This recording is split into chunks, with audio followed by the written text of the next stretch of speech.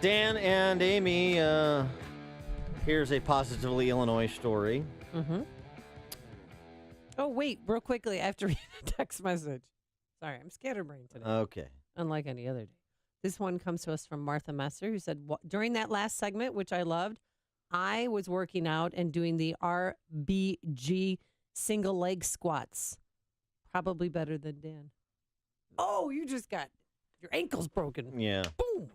Yeah. Thanks, Martha. See, ladies are working out. Good. I'm happy for them. Everybody should work out. Okay. Except me. A $1.5 million bill introduced by State Representative Silvana Taveras, Democrat from Chicago, would translate the government's website, the Illinois General Assembly's website, into Spanish. This was supported by Democrat State Rep Rob Martwick, also of Chicago, on the House floor. You think this is a good idea? 312-642-5600 is our turnkey.pro answer line. Think it's a good idea? You know, we should spend the necessary resources to make sure that people of different cultures and languages can understand what's on the Illinois General Assembly website. I mean, it seems possibly reasonable, doesn't it? The fact that $1.5 million, I'd like to see the due diligence that was done and the proposals, ostensibly, that were solicited, such that would be $1.5 billion. Is that the same? Are they soliciting from the same people that did the healthcare.gov website? I could get a kid from one of the high schools who's bilingual who could translate it for free. That could be their project for the weekend. To spend $1.5 million, what exactly are you getting for $1.5 million? Actually, it turns out you don't need to hire a kid. You don't need to do anything. Yeah. Other than access Google Translate, which translates websites for free.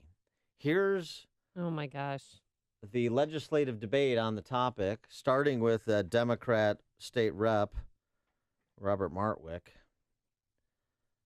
and then going to Republican state reps, first Keith Wheeler and then Mark Batnick, both from the western suburbs, responding to this legislative proposal and informing the Democrats who sponsored and were speaking in favor of this bill of what is available in the 21st century.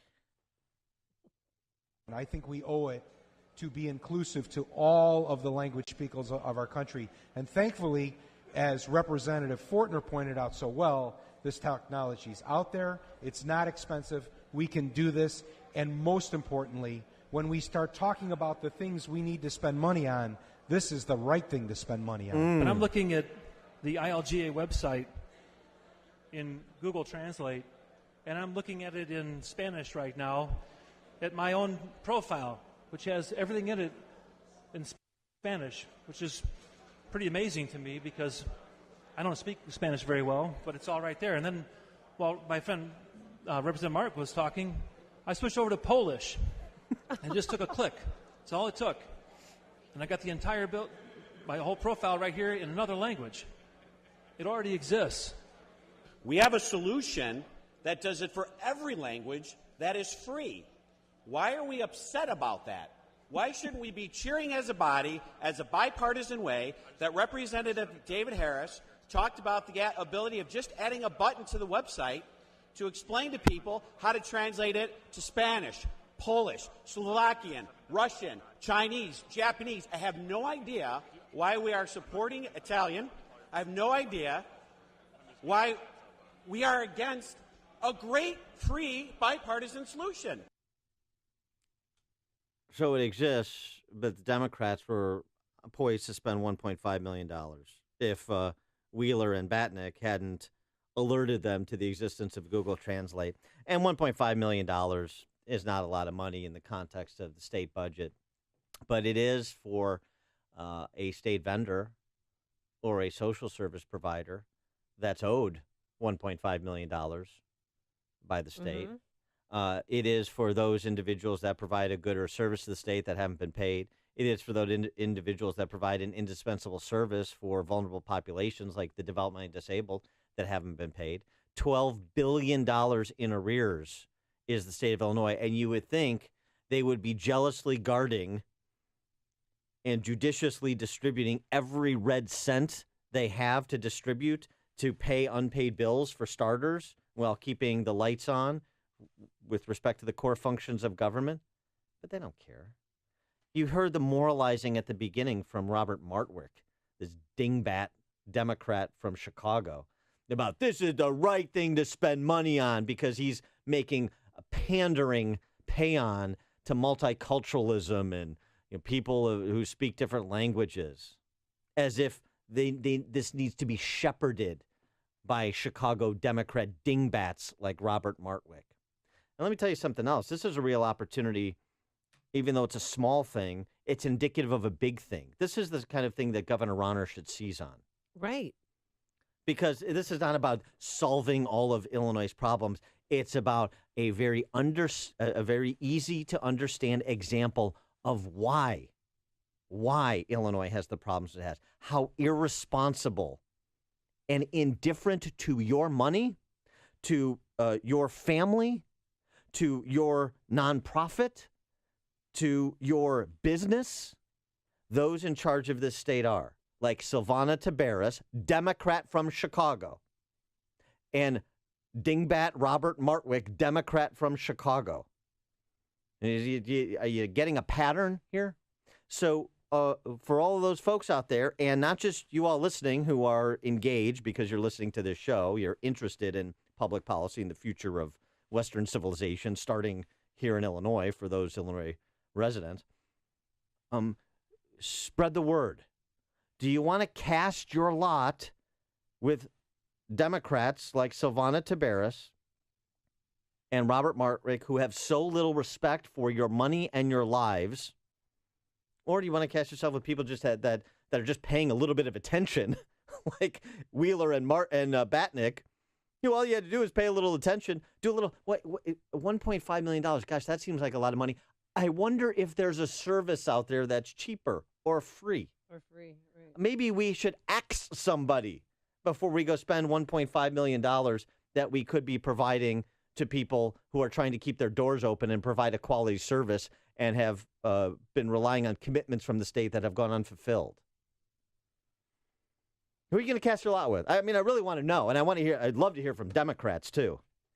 This is a little thing that is indicative of big things in Illinois. Everything. Mike in Naperville, you're on Chicago's Morning Answer.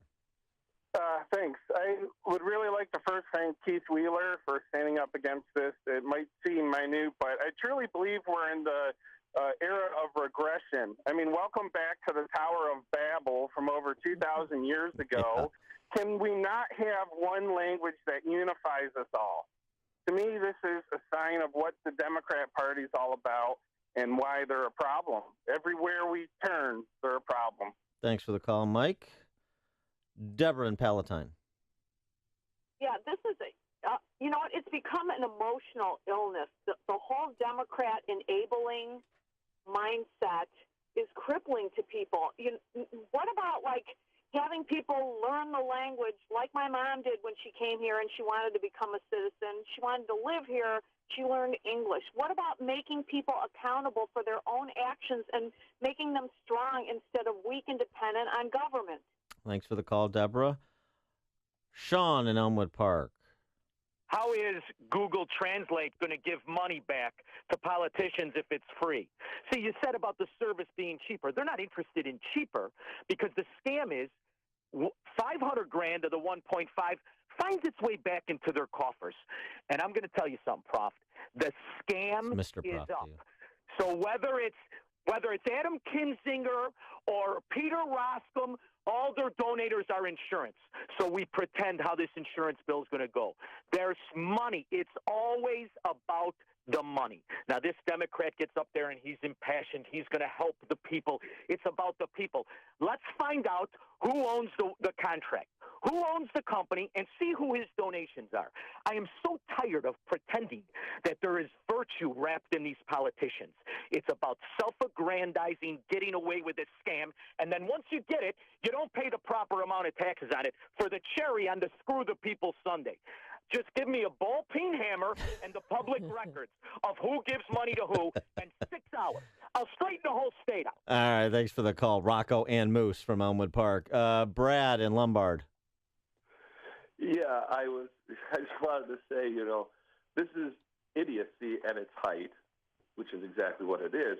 But, even if the stupidity was to go through, at least we would maybe have someone like Lisa Mendoza who said she's not going to put checks out for the modernization project, which would actually take our IT infrastructure and provide us with security. Maybe she wouldn't write the $1.5 million check to translate for something that is actually free on Google Translate. Thanks for the call, Brad. Susanna Mendoza would write that check because she's just a roll call hack Democrat, just like dingbat Robert Martwick and Silvana Taveras. Well, it's almost as if they're have learning disabilities. I mean, they don't see in front of them that you could go to Google and have something translated like that and spend $1.5 million on something. It's a bad behavior that they don't even see what's in front of them. Let me offer this for consideration. Do they have learning disabilities, or do Chicago voters have learning disabilities, the people that put them in office? Ralph and Rantoul. Good morning. We're looking at an opportunity here. Google discovered a long time ago that when a computer is not doing anything, it's idle, it's bored. You need to put a computer to work. So they put their computers to work, and they read all the websites they could ever find, cataloged them, and now they charge us for advertising on searches and things like that. All these free translations. No, it's an opportunity to monetize the entire NSA database. If all of our conversations, all of our texts, all of our phone calls have been stored forever from some point in time, why not allow us to query them? They could charge us for that. How much do you think somebody would pay for that juicy telephone call that a spouse made 5 years ago, now when they're in divorce court?